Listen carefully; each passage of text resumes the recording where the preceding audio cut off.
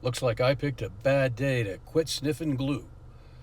That is the classic response to stress, just unexpected stress when somebody suddenly faces the fact that, well, if things were going relatively smoothly, I think I would be able to stay focused on not feeding my addiction. But with this new catastrophe that I have to deal with, I certainly can't be expected to deal with this and not feed my addiction at the same time. My addiction will comfort me in this time, and I will be able to get through this moment with the help of my addiction. That is that is why you do not argue with your addiction. That is why you do not make any kind of mental assessment of your addiction when you're feeling a craving or you're really down and you're really needing it.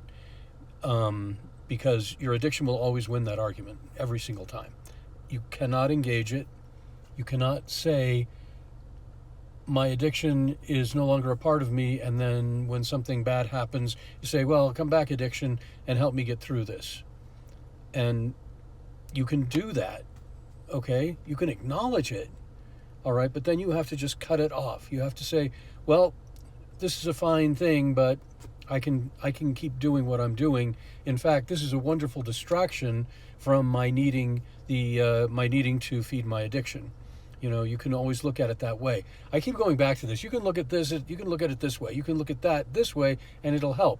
Because how you look at something and how you put it, how you arrange it in your mind, is absolutely essential to whether or not you'll be able to keep going and getting rid of it entirely and completely, and go back to living your life the way you'd like to, in that regard anyway. The rest of it, But anyway, that's the thought for today. I hope you have a good day. Bye bye.